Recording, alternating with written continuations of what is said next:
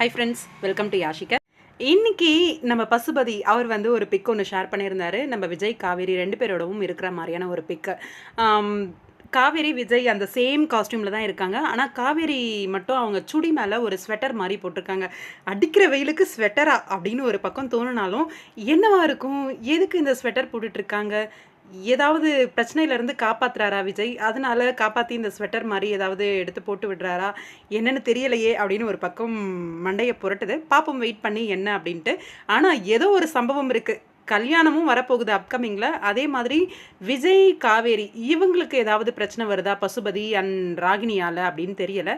Wait பண்ணி தான் பார்க்கணும். அப்புறம் இன்னைக்கு எபிசோட் வந்து பேசியிருந்தேன் எபிசோடை பற்றி. இன்னைக்கு எபிசோட் வந்து இவ்வளோ நாள் வந்து காவேரி வந்து கொஞ்சம் ஆட்டிடியூட் பிடிச்ச பொண்ணாக பேசுறது எல்லாமே எனக்கு ஓகே, எல்லாமே எனக்கு புரியும், புரியாமலாம் இல்லை, அந்தளவுக்கு முட்டாள் கிடையாது. இவ்வளோ நாள் நானும் பார்த்துட்டு தான் இருக்கேன், சீரியல் பார்க்காம இல்லை. என்னோட வருத்தம் என்னென்னா, காவேரி வந்து அவங்க அக்கா அவ்வளோ போய் கெஞ்சுவாங்க. எனக்கு தெரிஞ்சு காவேரி பண்ணது தப்பு தான், ஆனாலும் ஒரு விஷயத்துக்கும் அவங்க அக்கா பேசணும் அப்படின்ட்டு கெஞ்சுவாங்க. அந்த மாதிரி ஒரு கேரக்டர், அக்கா கிட்ட பேசணும் அப்படின்ட்டு. அதே மாதிரி இன்னொரு பக்கம் தன்னோட ஃபேமிலியை வந்து வீட்டை விட்டு விஜய் போக சொல்லிட்டாரு அப்படின்ட்டு அந்த ஊஞ்சலை சுற்றி சுற்றி சுற்றி வருவாங்க. அது மட்டும் கிடையாது, நான் வேணா சித்தப்பா கிட்ட போய் மன்னிப்பு கேட்குறேன் அப்படின்ற ஒரு விஷயத்த சொல்லுவாங்க. அக்கா பண்ணது வந்து தப்பு கிடையாது, ஆனால் பண்ண விதம் தான் தப்பு அப்படின்னு அவங்க வந்து புரிஞ்சுக்கிட்டாங்க.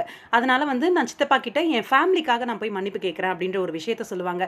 நான் மன்னிப்பு கேட்கணும் அப்படின்னு கேட்டிருக்கலாமே, அவங்க ஃபேமிலி வந்து வெளில போகிறேன்னு சொல்லும்போது அப்படின்னு சொன்னதுக்கு, உங்கள் ஓவர் ஆட்டிடியூடான பொண்ணு, சீரியல் நீங்கள் ஸ்டார்டிங்லேருந்து பார்க்கல அப்படின்ற மாதிரி ஒரு விஷயத்த சொன்னீங்க. ஃபேமிலிக்கு ஒரு பிரச்சனைன்னு அப்படின்னு வரும்போது போய் மன்னிப்பு கேட்குறேன்னு சொன்னாங்க காவேரி.